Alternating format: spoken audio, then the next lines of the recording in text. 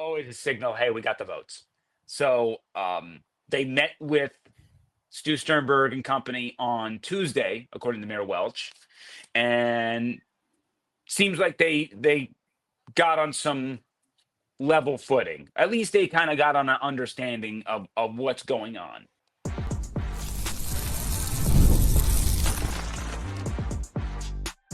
You are Locked On Rays, your daily Tampa Bay Rays podcast. Part of the Locked On Podcast Network, your team every day. Welcome into Locked On Rays, your daily podcast covering everything Tampa Bay Rays, from game analysis to player interviews. We've got you covered with all the latest news and insights. My name is Kevin Weiss. I'm Ulises Sambrano. It's your boy, Evan Closky. Back again. It's been a minute, and we appreciate it, bringing you expert analysis and passionate discussions about our beloved Rays. Whether you're a diehard fan who vividly remembers Longo's game 162 just like us, or you remember those early Devil Ray days of Wade Boggs and Carl Crawford, we're here to break down every play, every trade, and every milestone. In fact, this is our 6th season covering the Rays daily. In every season up till 2024, they've gone to the playoffs, but you can grab your favorite Rays gear, settle in, and subscribe to our Locked On Rays YouTube channel and other podcast platforms. You can also find us on X and Instagram at Locked On Rays. Today's episode is brought to you by Gametime. Download the Gametime app, create an account, and use code LOCKEDONMLB for $20 off your first purchase. All right, we've got the Closky Meister on the program today, and Ulises, we have a lot to discuss with Evan. Yes, we do. My goodness. I think the last time we had you was like the week before the hurricane. So yeah, a lot has changed. A lot has changed. So first off, we want to get your perspective on, since the hurricane happened, everything in between until yesterday. How do you see it? Some big landmarks that we've crossed in the last month and a half or so. Like, can you just give people your perspective on how you've lived it? Just in general, like nothing to do with the Rays Stadium, or all to do with the Rays Stadium? I think people would like to do the stadium, yes.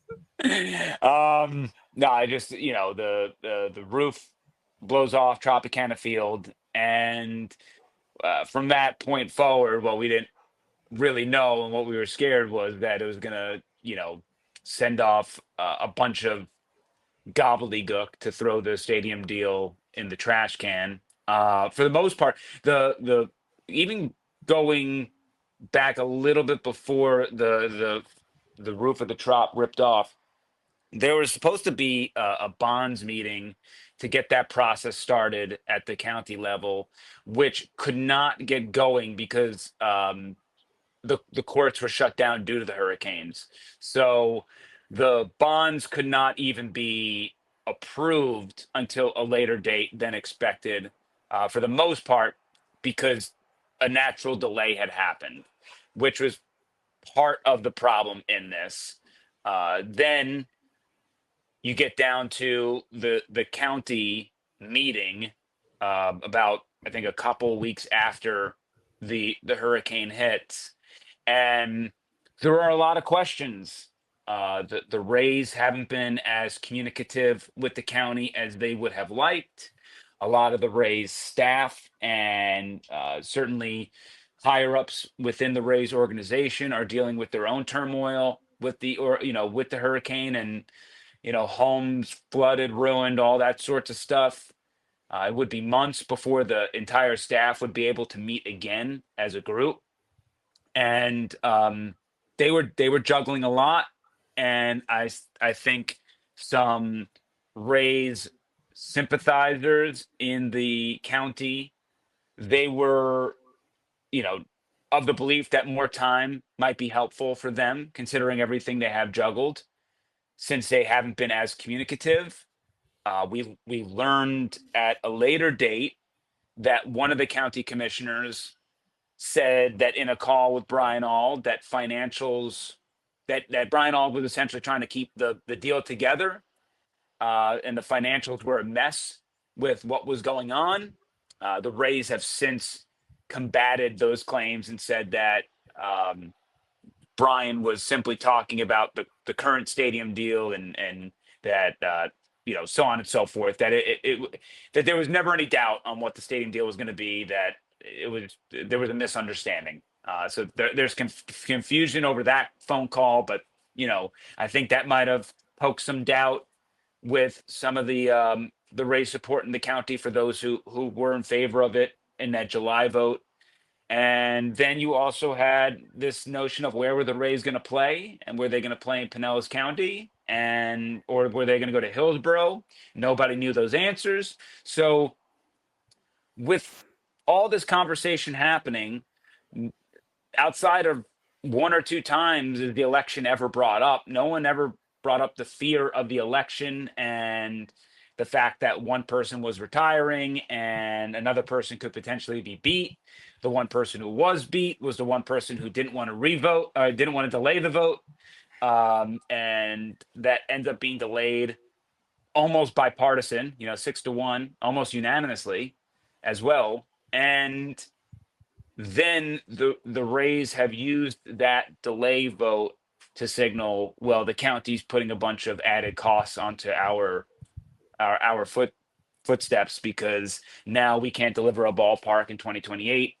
It's going to have to happen in 2029. These were, even though we're on the hook for cost overruns, these were self-inflicted cost overruns. These weren't, what our normal cost overruns were going to be with the project.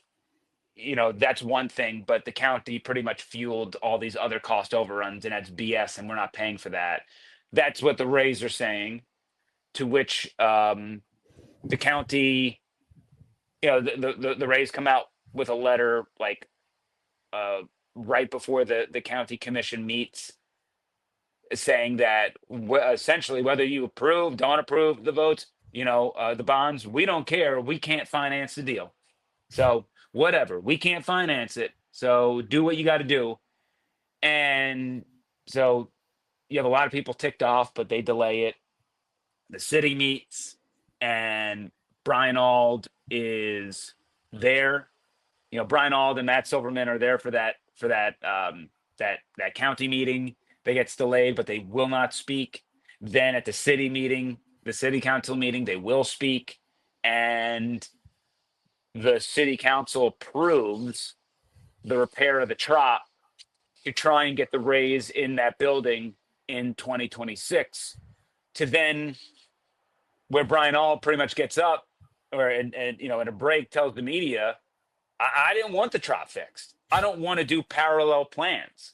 We don't believe that 2026 is a viable option for the Trop, and if they start improving the Trop for 2026, we got to build a plan to play in the Trop, and we also got to build a plan to not play in the Trop, because we're pretty much guaranteeing the fact that we don't think it's going to happen in 2026.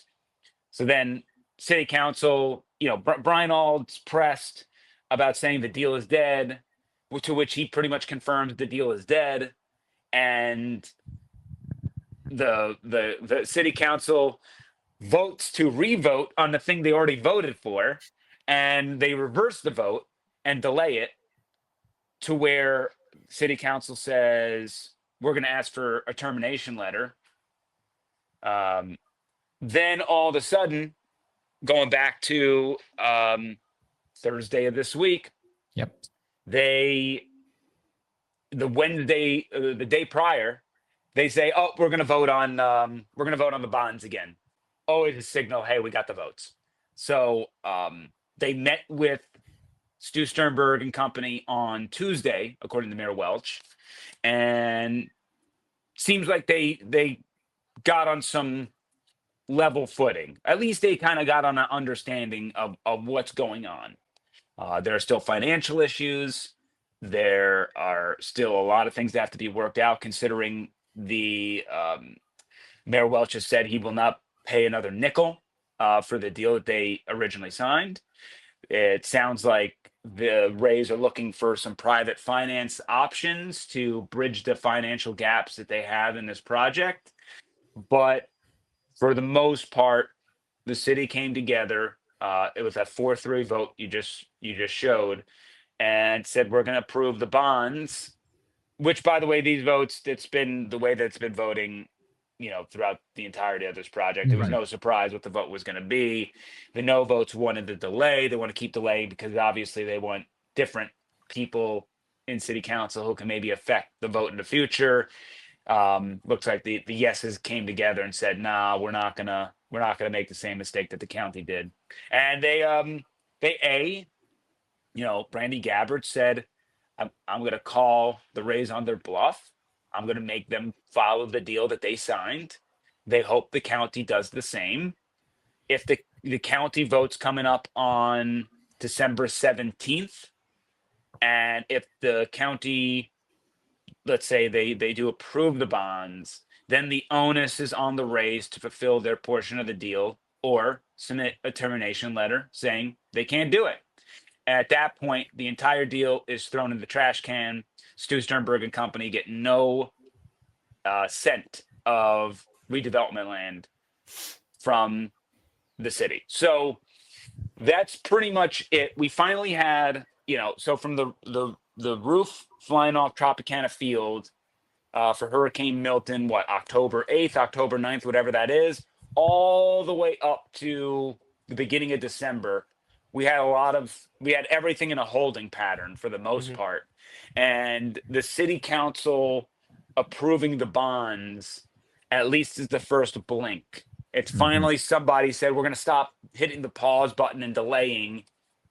And we're just going to say, yes, we agreed to this. Yes. And take a step forward. Yeah. And I don't even know if it's a step forward, but we're revving the engine up.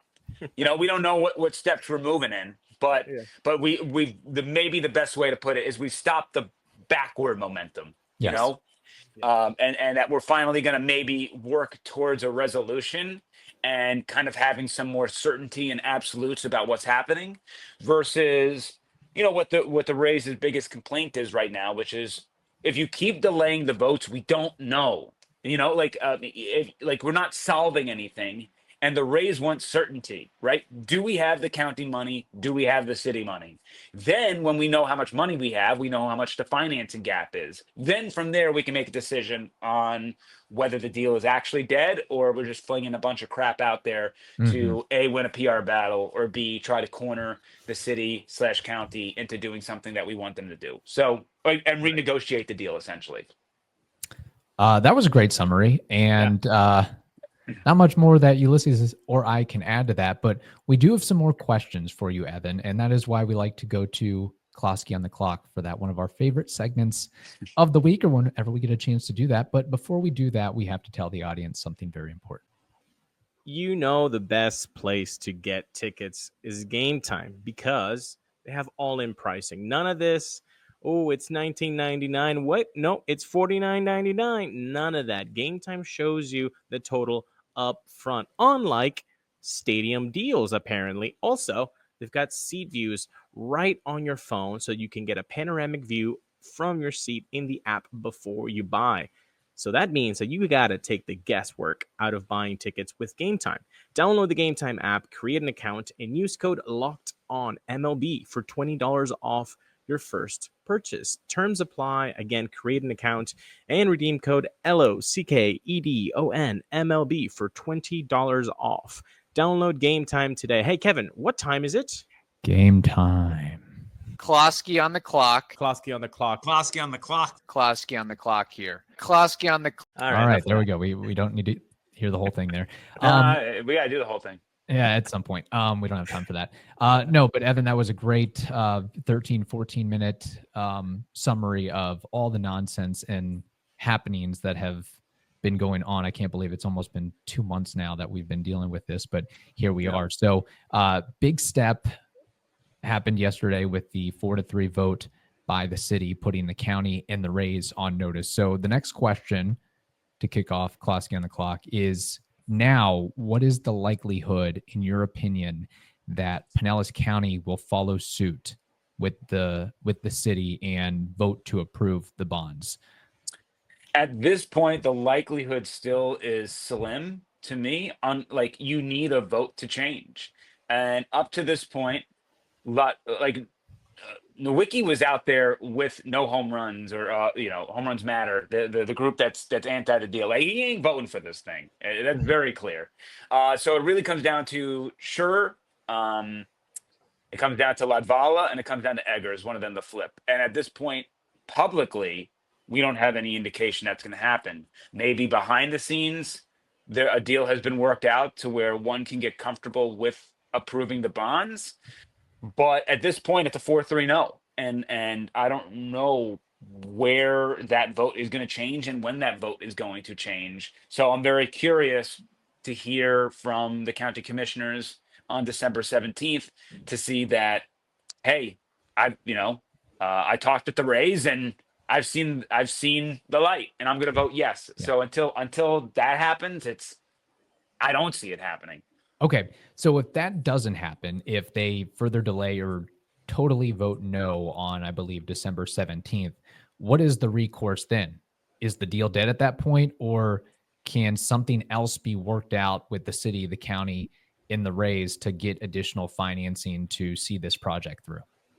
Yeah, then it goes back to kind of the refinancing part of this deal. If they don't get the county money, the deal is not dead. They just didn't get the bonds from the county. They were kind of two separate deals. They're going to have to find a way to make up the 300 some odd $1 million to fund the stadium portion of the deal. So the redevelopment deal is still intact, considering they just approved the bonds for that.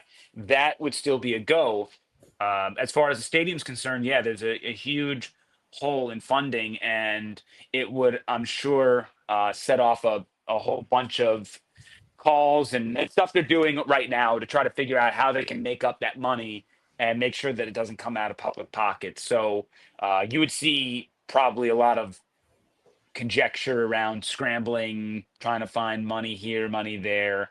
And my guess is the Rays will probably say, well, we've told you that we couldn't finance the deal anyway, so whatever. We couldn't finance the stadium, and so we're not surprised. But they know the writing's on the wall with this county the minute that the votes flipped on them. I think if you're watching Locked On Rays, you're probably already following Evan Closky on X. If you're not, well, you get negative points because it's really easy to follow him at eClosky WTSP. Yesterday, like always, you followed it and it was really good, especially with the videos that you were providing. That was awesome. Yeah. So Closky was rolling all the videos. He was prepared like nobody else. Closky on the vid. Closky on the vids. I was trying. Evan, what was your while covering this yesterday, what was the most memorable quote that you could take out from yesterday's meeting? The most memorable quote was probably, Gina Driscoll saying, something along the lines of, we thought they were sending their termination papers, we thought they were out. In fact, they're not. They're in, and so am I. So, that was a pretty much it felt like a breath of fresh air as far as people who want the stadium deal to happen, want them to stay in St. Pete. It felt like, oh man, the city council, seems like they met with Stu Sternberg early in the week. They're back on the same page, and they're doing some things that create some sort of positive momentum here. Another one that stood out was Brandy Gabbert saying, let's call them on their bluff, which I think is something that's been talked about a lot by people who are, including me and my personal opinion of just like watching this from afar of what happens if you lock the Rays into this deal. Mm-hmm. And the city and the county approve the bonds, and then it turns on the Rays saying, what are you going to do about it? And that's exactly where I want to go with my next question. Is locking the Rays in not the smart move that the city and the county can do together by just approving and saying, okay, what are you going to say now? Are you going to cry poor, or are you going to go through with your word? Is that not the smart move to do for the county now? I would throw a caveat in there that if you're anti the stadium deal, they would say that it's not a smart move, because considering there's a chance that the stadium does happen if they find the financing for it, right? But, there is an essence of, if they're out there in the public saying, we can't pay for all this stuff, we can't pay for all this stuff, we can't pay for, we can't do the deal as currently constructed. Well, if the city and the county approves the deal that is currently constructed and the Rays say we can't do it, then that would be the Rays' fault.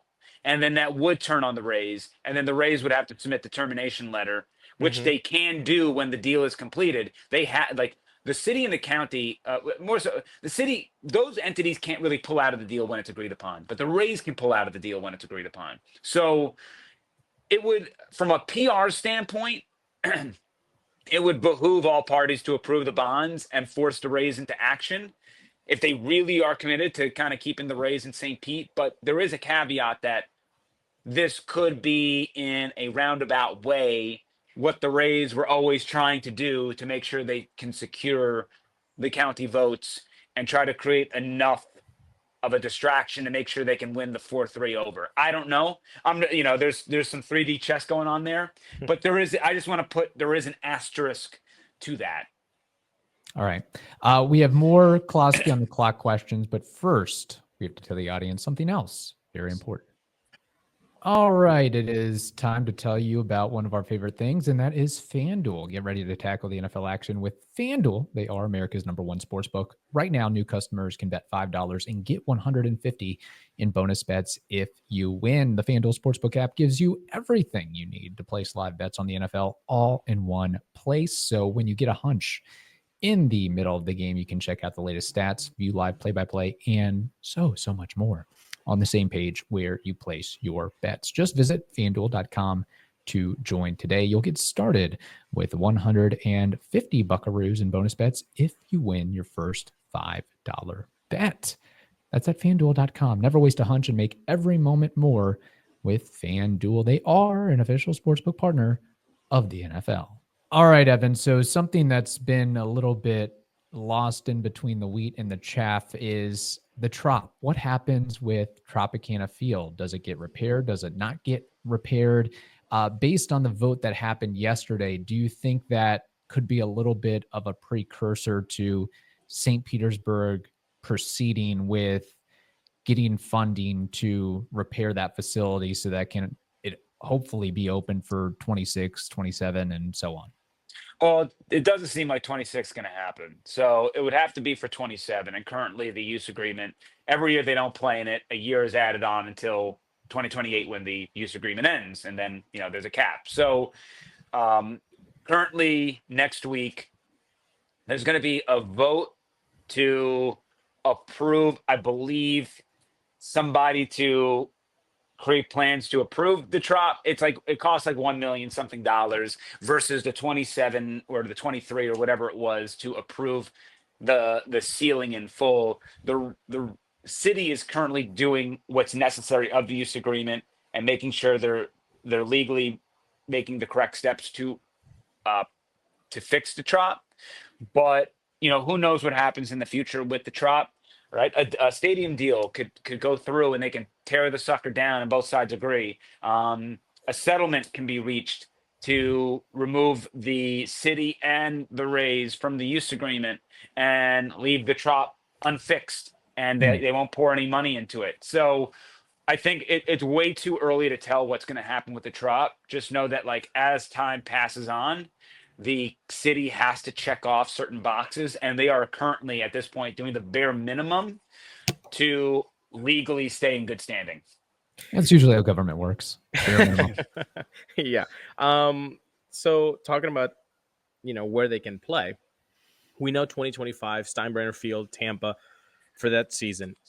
Is it likely that, given that the Trop is not going to be ready for 2026, that we see a back-to-back year at Steinbrenner Field for the Rays, or do you think that there's another option that could happen? Yeah, to my knowledge, I do not believe Major League Baseball wants to have the Rays playing in Steinbrenner Field multiple seasons. To me, and from what I understand and what I've heard, is this was kind of a oh crap, good solution in a short amount of time. But the Yankees don't want to be kicked out of their facility for a handful of years, and the Major League Baseball doesn't want to continually create a schedule circumventing the weather issues around the city of Tampa. There, in beyond the amount of delays you're going to have, there will be, a handful of rainouts. Players won't be able to really get on the field and do all their on-field work. There's a strong potential that the Rays would be moving out of the area in 2026 to play temporarily, and where those locations are, no idea. But it does seem like that's a pretty strong possibility. Okay.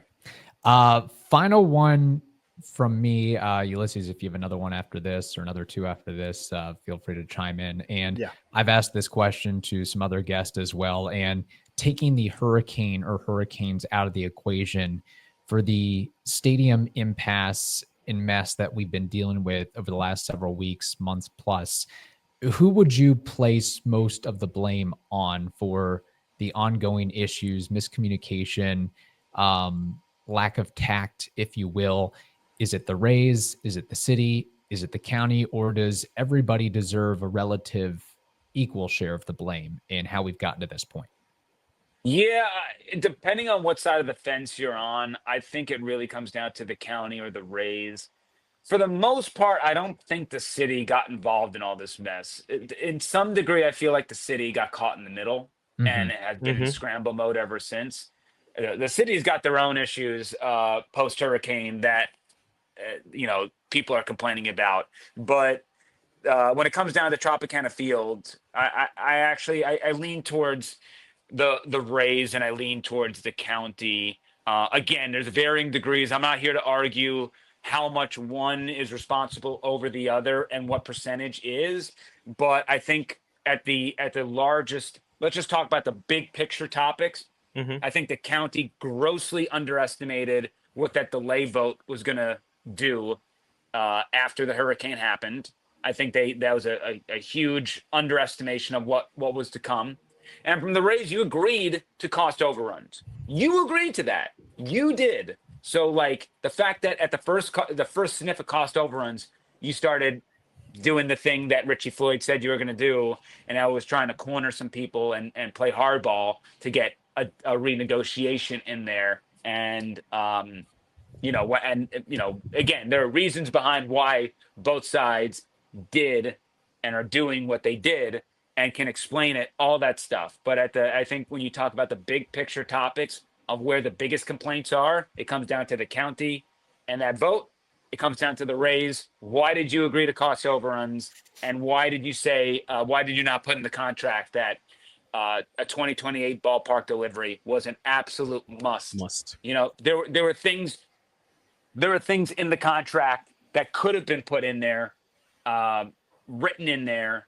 The Rays wanted a penalty. The county and the city wouldn't agree to any sort of that stuff for delays, but there was some language that could have been put in there that the Rays didn't do. So, even if you were the world's biggest Rays sympathizer, I think that the biggest misstep by them was maybe not handling the language of the contracts properly ahead of time, or not being as communicative and back channeling as well as they could have done. I think that's that would be the giving the Rays the benefit of the doubt. That's the way that I would look at it is, hey, Brian Auld and Matt Silverman probably should have got ahead of those votes in the county and make sure that everything was good to go.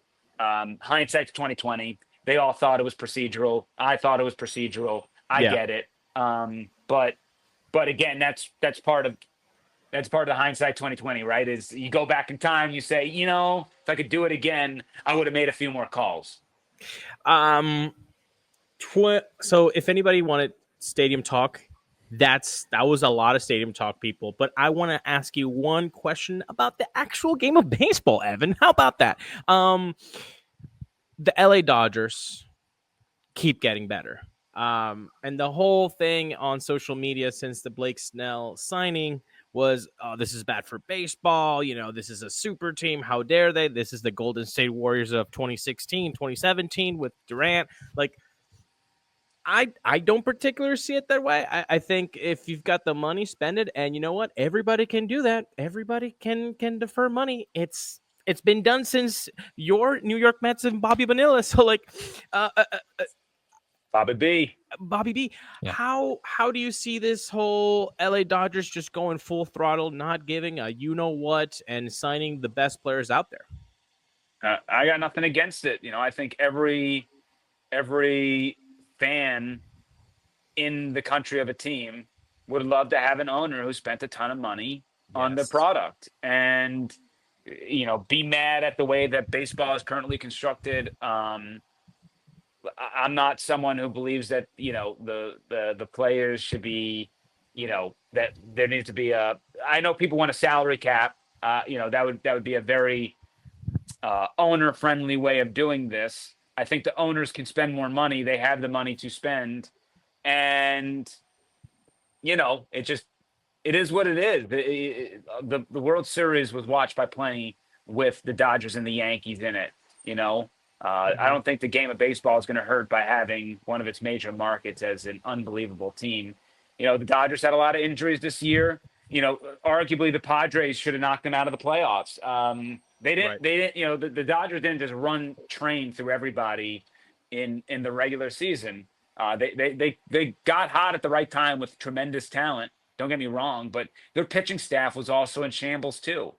So it's not like they didn't face their host of issues throughout that season.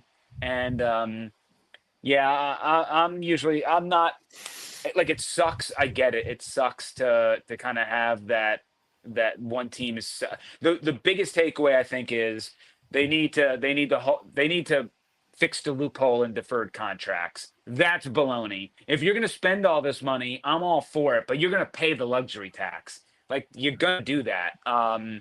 That you can't circumvent the rules like that. So if that's my take, let's get rid of the deferred contracts, and what you sign people to is what you sign people to. Fair enough. I think everybody would be okay with that. Now, I think also, Kevin, I think we've spoken this off screen, but it's when you have a situation with what the Dodgers are doing, it's silly to just be mad at the Dodgers. Like, be mad at baseball, if anything. Like, don't be mad at the team that's spending money, right?